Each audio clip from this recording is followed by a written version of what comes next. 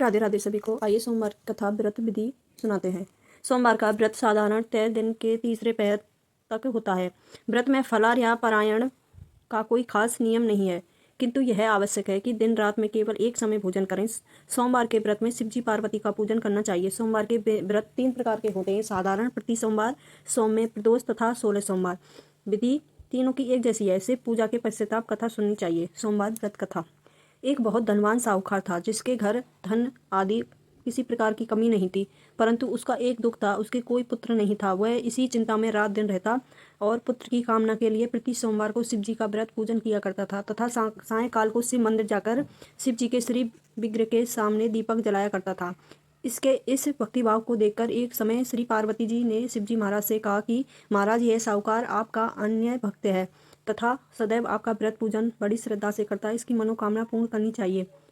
शिवजी ने कहा, हे पार्वती, यह संसार कर्म क्षेत्र है। जैसी किसान खेत में जैसा बीज बोता है वैसा ही फल काटता है, इसी तरह इस संसार में जैसा कर्म करते हैं वैसा ही फल भोगते हैं।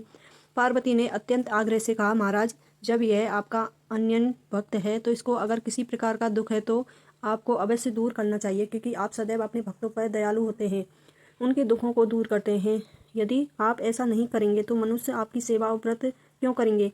पार्वती जी का ऐसा आग्रह देखकर शिवजी महाराज कहने लगे, हे पार्वती, इसके कोई पुत्र नहीं है, इसी चिंता में अति दुखी रहता है। इसके भाग में पुत्र न होने पर भी मैं इसको पुत्र की प्राप्ति का वर देता हूँ, परंतु यह पुत्र केवल 12 वर्ष तक जीवित रहेगा। इसके पश्चाताप वह मृत को प्राप्त हो जाएगा। इससे अधिक मैं और कुछ इसके लिए नहीं कर सकता। ये सब बातें साहूकार सुन रहा था। इससे उसको ना कोई प्रसन्नता हुई और ना ही दुख हुआ। वह पहले जैसे ही शिवजी महाराज का व्रत करता, पूजन करता रहा। कुछ काल व्यतीत हो जाने पर साहूकार की स्त्री गर्भवती हुई। उसको 10वें महीने में उसके गर्भ से अति सुंदर पुत्र प्राप्त हुई। साहूकार के घर में बहुत खुशियां मनाई गईं, परंतु साहूकार ने उसकी केवल 12 वर्ष की आयु से जानकर कोई अधिक प्रसन्नता प्रकट नहीं की, ना ही किसी को भेद ही बताया। जब वह बालक 11 वर्ष का हो गया तो उस बालक की माता ने उसके पिता से विवाह आदि के लिए कहा, तो साहूकार कहने लगा कि अभी मैं इसका विवाह नहीं करूंगा, अपने पुत्र को काशी जी पढ़ने के लिए भेजूंगा। फिर साहूकार ने अपने साले अर्थात बालक के मामा को बुलाकर बहुत सा धन देकर कहा, तुम बालक को काशी जी पढ़ने के लिए ले जाओ। रास्ते में जिस स्थान पर भी जाओ, यज्ञ करते हुए ब्राह्मणों को भोजन कराते हुए जाओ। वे दोनों मामा भांजे यज्ञ कराते हुए ब्राह्मणों को भोजन कराते जा रहे थे। रास्ते में उसको एक शहर पड़ा। उस शहर में राजा की कन्या का विवाह था। दूसरे राजा का लड़का जो विवाह करने के लिए बारात लेकर आया था, वह एक आंख से काना था। उसके पिता को यह बात की बड़ी ही चिंता थी। वह कई बार को देख कन्या के माता पिता विवाह में किसी प्रकार की अड़चन पैदा ना कर दें। इस कारण जब उसने अति सुंदर सेठ के लड़के को देखा तो मन में विचार किया, क्यों ना दरवाजे के समय उस लड़के के वर का काम चलाया जाए। ऐसा विचार कर वर के पिता ने उस लड़के के मामा से बात की तो राजी हो गए। फिर उसके लड़के को वर के कपड़े पहना और घोड़ी पर चढ़ाया, दरवाजे पर ले गए और सब कार्य संपूर्ण से पूर्ण हो गया। फिर वर के माता पिता ने सोचा कि यदि विवाह कार्य भी इसी लड़के से करा लिया जाए तो क्या बुराई है। ऐसा विचार कर लड़के और उसके पिता मामा ने कहा, यदि आप फेरे और कन्यादान के काम भी करा दें तो आपकी बड़ी कृपा होगी। इसके बदले में मैं आपको बहुत धन दूंगा। तो उसको स्वीकार कर लिया। विवाह कार्य भी अच्छी तरह से संपन्न हो गया। परंतु जिस समय लड़का जाने लगा तो उसने राजकुमारी की चुनरी के पल्लू पर लिख दिया कि तेरा विवाह तो मेरे साथ हुआ है, परंतु जिस राजकुमार के साथ भेजेंगे वो एक आंख से काना है और मैं काशी जी पढ़ने जा रहा हूँ।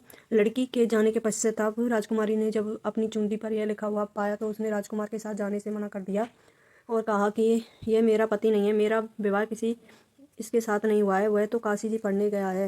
राजकुमारी ने माता पिता से कन्या को विदा नहीं किया, बारात वापस चली गई। उधर सेठ का लड़का उसका मामा काशी में पहुंच गए। वहां जाकर उन्होंने यज्ञ करना लड़के से पढ़ना शुरू कर दिया।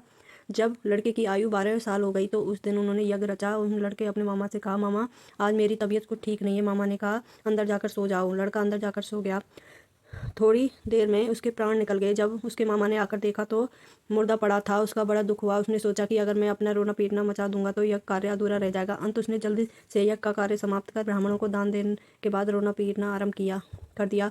योग्य बस उसी समय से पार्वती उधर से जा रहे थे। जब उन्होंने जोर जोर से रोने की आवाज़ सुनी तो पार्वती ने कहा, महाराज, कोई दुखियारा रो रहा है, इसके कष्ट को दूर कीजिए। जब पार्वती ने पास जाकर देखा तो वो एक मुर्दा पड़ा था। पार्वती जी ने कहने लगी, महाराज, ये तो उसी सेठ का लड़का है जो आपके वरदान से हुआ था। शिव जी कहने लगे, हे पार्वती, इसकी आयु इतनी ही सी थी जो भोग चुका।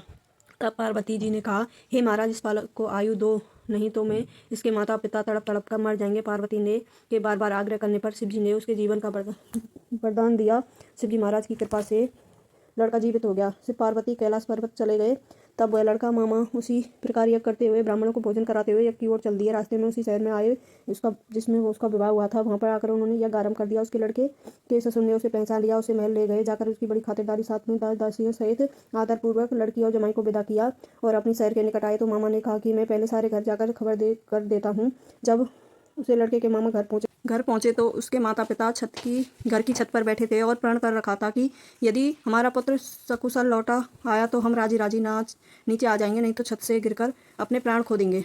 इतने में उसके लड़के के मामा ने आकर यह समाचार दिया कि उनका पुत्र आ गया है, तो उनको विश्वास नहीं आया। तभी उनके मामा ने शपथ पूर्वक कहा कि उनका पुत्र अपनी स्त्री के साथ बहुत सारा धन साथ लेकर आया है। तो सेठ ने आनंद के साथ उसका स्वागत किया और बड़ी प्रसन्नता के साथ रहने लगे। इसी प्रकार से जो कोई सोमवार के व्रत को धारण करता है अथवा इस कथा को पढ़ता या सुनाता है उसकी सारी समस्त मनोकामना पूर्ण होती हैं। जय हो भोलेनाथ, जय हो शिव पार्वती।